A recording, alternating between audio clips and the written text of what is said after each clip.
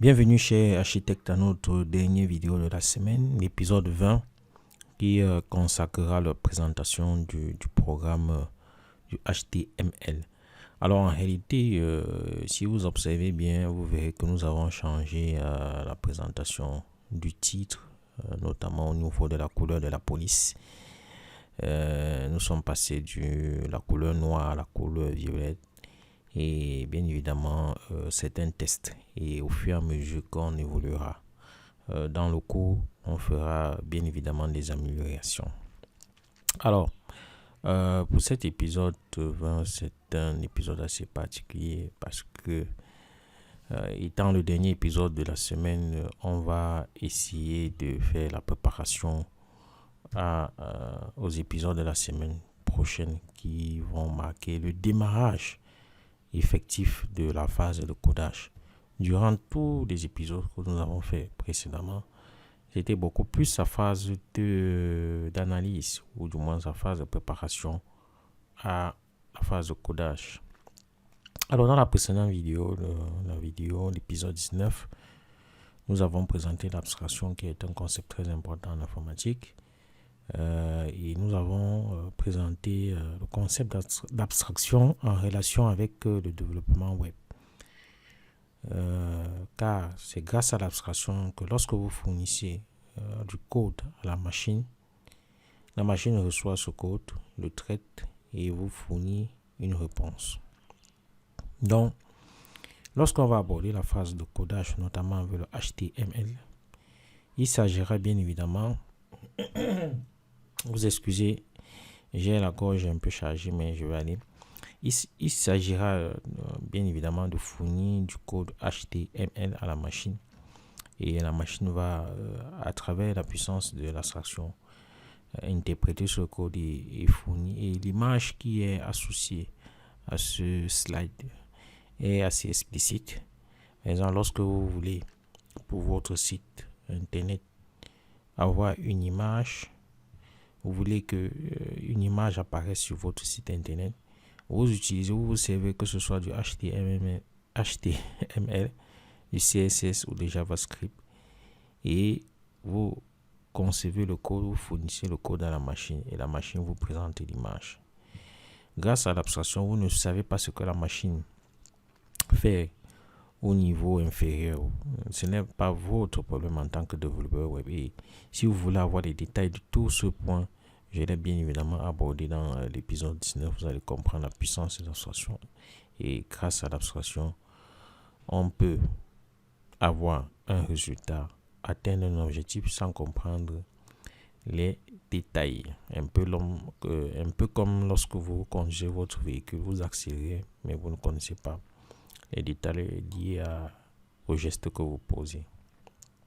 Et cela ne vous empêche pas d'atteindre votre objectif. Alors, je vais rapidement planter le décor.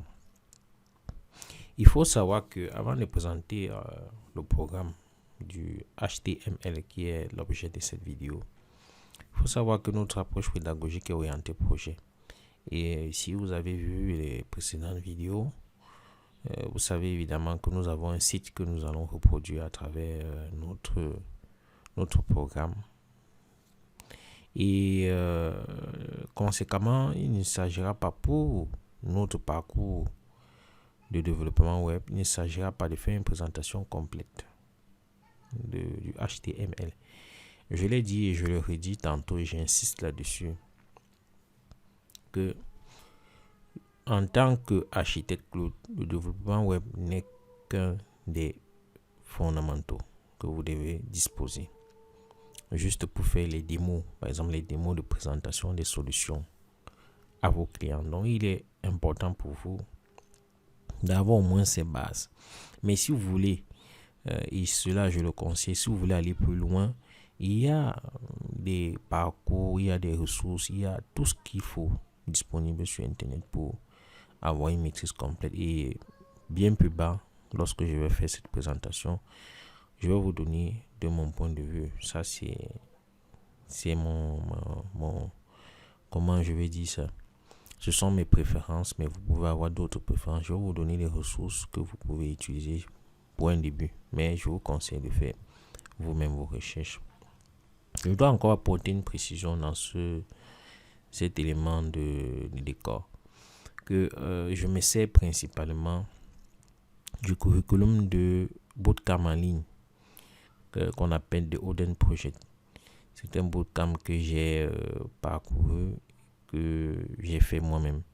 Et si vous voulez une recommandation, ma première recommandation porte bien évidemment sur ce bootcamp. Et conséquemment, je me sers de leur curriculum pour concevoir mon cours sur le développement web.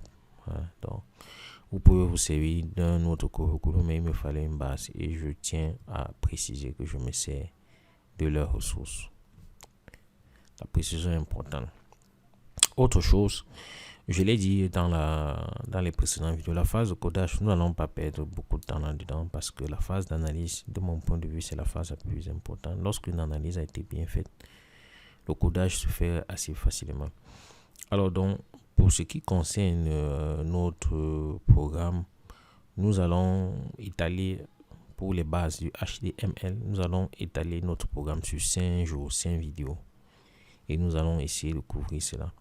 Je l'ai dit, la méthode des 20-80 que certains connaissent assez facilement veut que voilà, il y a 20% qui justifie 80%. Donc, nous allons présenter peut-être 20% de contenu, mais pour qui vous serviront pour 80% des cas que vous allez rencontrer sur Internet. Voilà donc présenté. Wow, je vois que j'ai fait une erreur ici, serviront, ça devait être T. Mais ce sont les conséquences lorsque vous devez écrire le script, monter les slides, faire l'édition et faire la présentation. C'est ce qui arrive lorsque vous êtes au début. Peut-être plus tard, lorsque la chaîne va se développer, j'aurai la possibilité de disposer des éditeurs, des bons graphistes pour me monter les slides de présentation. Pour l'instant, je fais tout seul et ce n'est pas mauvais en soi. Alors, nous allons évoluer avec un petit rappel. Très important, si vous vous rappelez l'épisode 12, lorsqu'on présentait les langages et lorsqu'on reprenait le contenu et l'épisode 11 qui présentait comment Internet fonctionne, on avait abordé le cycle de requêtes et de réponses qui fondait Internet.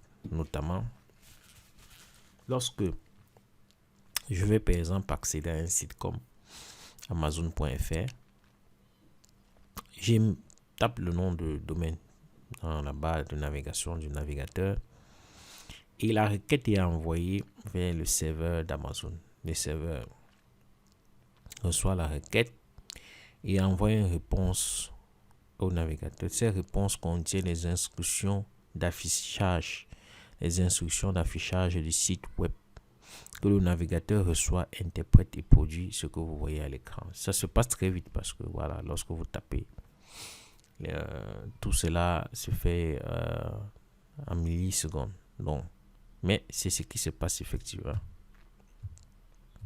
Alors, et si vous voulez avoir une idée sur ce qu'on appelle le code source, c'est-à-dire les instructions, ce que j'ai abordé plus haut, les instructions que le serveur envoie au navigateur pour afficher le site web. Vous pouvez prendre n'importe quel site, vous faites un clic droit et vous cliquez afficher le code source de la page et vous aurez cela. Je vais illustrer ça en m'appuyant sur un site qui a été recommandé par un article écrit par Sam Alamnilo qui a écrit un article pour insister sur le fait qu'on pouvait bien évidemment monter tout un site internet uniquement avec du HTML. En fait, vous voulez mettre les choses en parallèle parce que d'habitude, dans beaucoup de cours et dans tout ce que vous voyez, on associe toujours le HTML et le CSS, les deux, et parfois le JavaScript. Mais je voulais préciser que vous pouvez faire uniquement votre site internet avec du HTML. Et à la suite de cela, il a présenté quelques sites web qui existent, qui fonctionnent uniquement avec du HTML. Et l'un des sites, c'est ce site que vous voyez, avec bien évidemment un nom de domaine. Si vous voulez voir le code source qui est envoyé à mon navigateur pour que ce site soit affiché, je clique juste là. Je clique afficher le code source. Et lorsque le code source est affiché, vous pouvez voir, c'est ce code qui est envoyé par le serveur qui héberge ce site à mon navigateur. Et mon navigateur prend tout ce code, comme vous le voyez ici, et l'interprète. Vous pouvez bien voir même le texte. Vous voyez bien, this is motherfucker site. Vous voyez, voilà, prenons par exemple ce titre ici. Et vous allez voir que voici ça. This is serious. Voilà, donc vous voyez bien, il y a le texte que vous voyez à l'écran, il y a le même texte, mais ce texte est encadré par des éléments qui sont, qu'on peut dire, des éléments codés. Comme par exemple, ce texte, il est encadré par H2. L'autre est encadré par H1. Et vous avez des codes que nous allons voir lorsqu'on va aborder le programme du HTML. Et à travers ce code, vous voyez bien que le navigateur reprend tout ce code qui est envoyé par le serveur et affiche cela devant mes yeux, comme vous voyez. Donc l'objectif est justement de comprendre comment on parvient à écrire ce code qui est envoyé au navigateur. C'est cela le développement web. Savoir comment écrire les instructions que le serveur envoie au navigateur. Tout simplement. Donc, j'ai déjà abordé ceci. Bien évidemment, on a abordé. Donc, c'est ce code que seul votre navigateur peut déchiffrer. Mais ce code a été écrit par des développeurs. Et durant la semaine prochaine, nous verrons comment on parvient à écrire ce code. Bon, maintenant, je dois présenter le programme. Mais avant, il y a ce que j'appelle la théorie, la présentation théorique. Lorsque vous allez dans des cours disponibles en ligne, vous allez voir, on va passer pratiquement 1 à 2 heures de temps pour vous présenter l'histoire du HTML. Quelle est la version du HTML? On en est à la version 5. Pourquoi c'est ceci? Pourquoi c'est cela? Bon, pour une petite présentation, je vous renvoie à l'épisode 12. Mais si vous allez sur Internet, par exemple, sur le site de Wikipédia, vous allez voir la définition du sigle HTML veut dire Hypertext Markup Language. Et ils disent bien c'est un langage de balisage conçu pour représenter les pages web. Ce langage permet d'écrire de l'hypertexte, de structurer sémantiquement une page web, de mettre en forme du contenu, de créer des formulaires, de saisir ou d'inclure. Vous pouvez cliquer bien évidemment sur ou faire la recherche à Google, aller sur la page de Wikipédia, lire toute l'histoire, l'évolution, le développement du langage, la description. Tout cela c'est bien, mais ce n'est pas conforme à notre objectif. Je vous ai dit, lorsque vous vous retrouvez dans le développement web et dans l'ingénierie informatique en général, vous avez de multiples niveaux d'abstraction, et ce qui dérange souvent beaucoup de développeurs ou beaucoup d'apprentis développeurs, c'est de savoir à quel niveau ils doivent se situer. Pour notre objectif principal qui est la préparation à la certification, et l'un des sous-objectifs, c'est acquérir quelques bases, quelques fondamentaux du développement web. Bon, on peut lire cela en passant, mais cela ne doit pas faire l'objet, de mon point de vue, d'un cours spécial. Si vous voulez un cours spécial sur tous les aspects du HTML, je l'ai bien dit, il faut vous diriger vers des ressources gratuites disponibles, que ce soit à Google ou à YouTube. Et en parlant de ressources, je vais vous orienter vers quelques ressources. Comme je l'ai dit, je ne vais pas produire un cours complet en HTML, mais il y a des ressources très intéressantes que vous pouvez consulter qui vont vous accompagner vers ce point. Par exemple, j'ai défini 6 ressources. La première ressource est établie par Google. Ceux qui ont conçu cette ressource sont des voix très autorisées dans le domaine du développement web. Et je vous conseille d'aller consulter ces ressources, de la lire jusqu'à la fin. Elle contient, je pense, 20 sections ou 20 sections à lire. Vous allez beaucoup en prendre là-dessus. Il couvre pratiquement l'essentiel du HTML. Voilà, donc c'est la première ressource que je vous conseille. Ici, Vous allez dans le lien de description de la vidéo en bas, vous allez voir bien évidemment le lien vers cette ressource dans la description de la vidéo en bas. Vous pouvez aussi aller sur le site que je recommande d'habitude, remotepetka.df, qui présente bien évidemment la version écrite de la vidéo, et dans la description de la vidéo vous verrez le lien.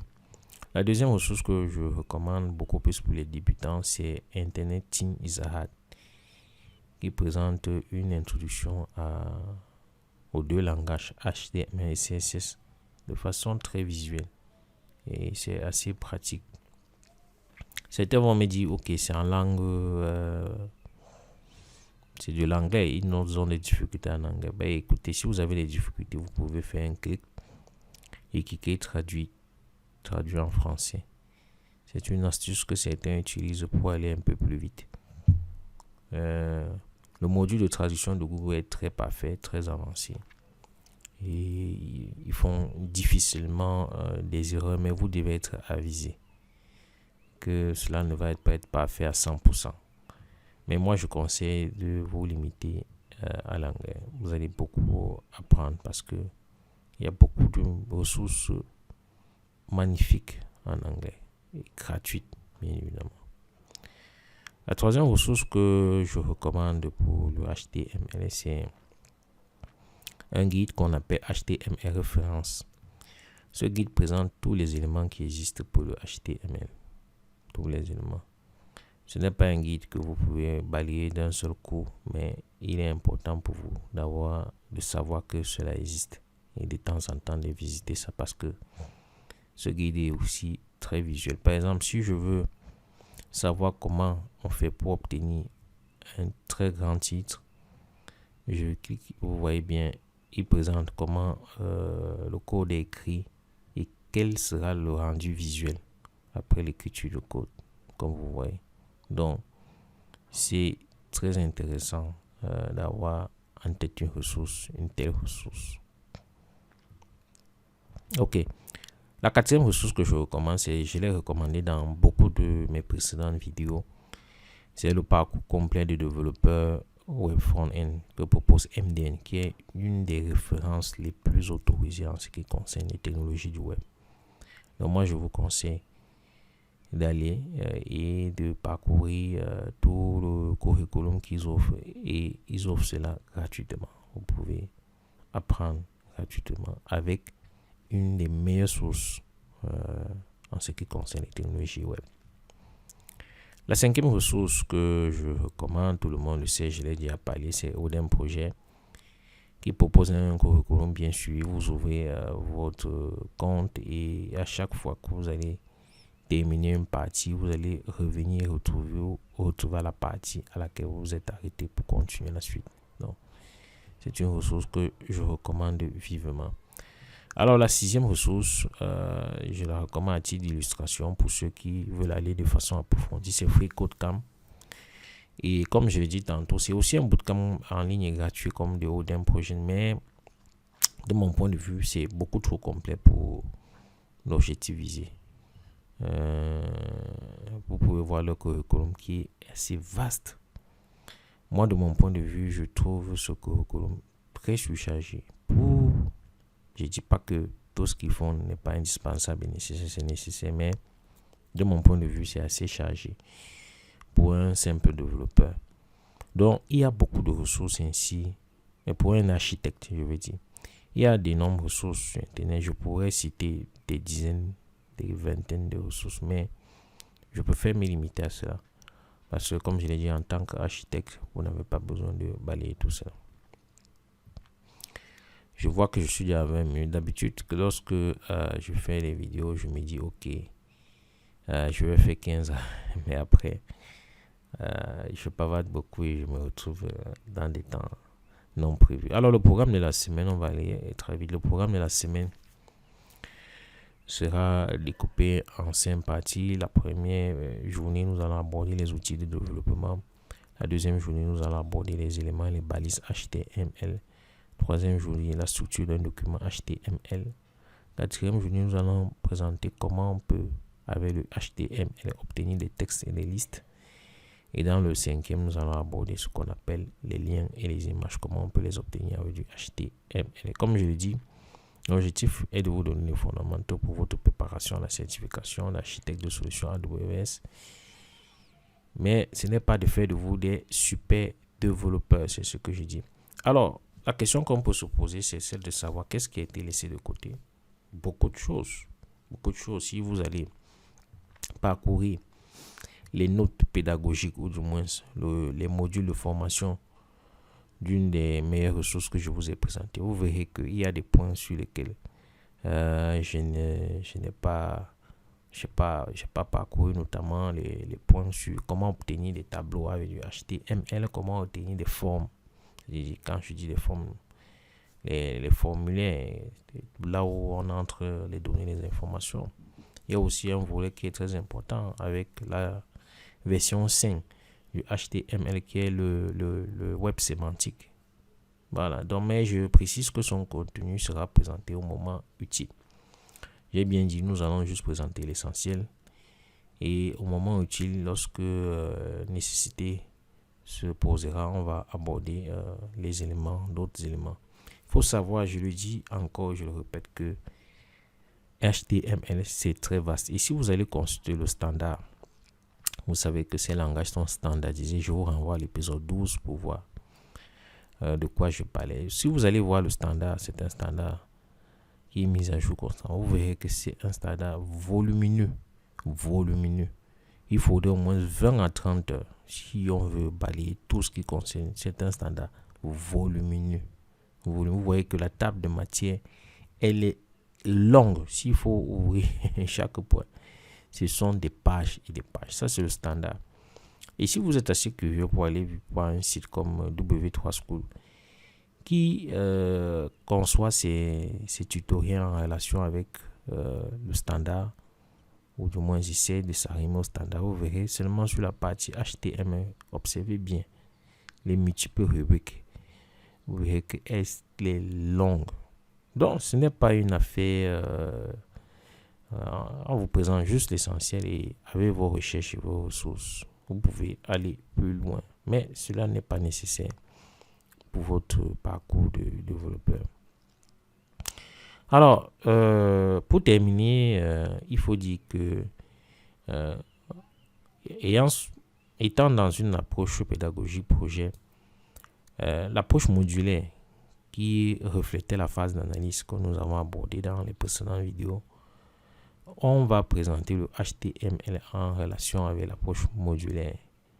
Voilà, par exemple, vous avez vu dans l'approche modulaire, notamment dans l'épisode 14, les éléments d'un site web.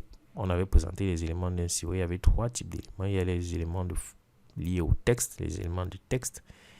Il y avait les éléments multimédia comme les images, l'audio et la vidéo. Il y avait des éléments de forme comme les boutons, les formulaires de saisie, les zones de sélection, les zones de texte. Alors, tous ces éléments d'un site internet, nous allons les présenter comment on peut les obtenir avec du HTML. Par exemple, comment on peut obtenir un titre avec du HTML, comment on peut obtenir un sous-titre avec du HTML, comment on peut obtenir un paragraphe, comment on peut obtenir une liste A+. Donc, c'est mise en relation que nous allons faire durant notre cours, en vous présentant les éléments qui permettent d'obtenir cela. Alors, ce qu'on peut conclure, c'est tout simplement que, voilà, nous allons amorcer la phase de codage la semaine prochaine. Nous allons vous donner des bases. Et ces bases, nous allons vous les donner à travers notre site projet que je vais afficher rapidement. Notre site projet qui est ceci. Et puis, il faut savoir que ce n'est pas une présentation complète, comme je l'ai dit. Si vous voulez une présentation complète, il y a les sites que j'ai recommandés. Pardon. Et il y a aussi, bien évidemment, Google. Il y a YouTube que vous pouvez utiliser. Donc, pour terminer avec cette partie, qu'est-ce que vous devez retenir? Très simple. Vous n'êtes plus consommateur de sites web, vous êtes maintenant producteur. Et en tant que producteur, vous devez comprendre les instructions, le code que le navigateur parvient à déchiffrer pour afficher un site web. Donc, vous devez comprendre comment, pas que vous devez comprendre, vous devez écrire les langages que le navigateur comprend pour afficher une page. Et bien évidemment, le HTML est un de ces langages. Et voilà, c'est ce que nous allons présenter brièvement la semaine prochaine, puisque j'ai bien dit que nous allons présenter les bases. Pour votre préparation à la certification, vous n'avez pas besoin d'avoir tout le corpus, toute la documentation, tout le standard du HTML dans la tête.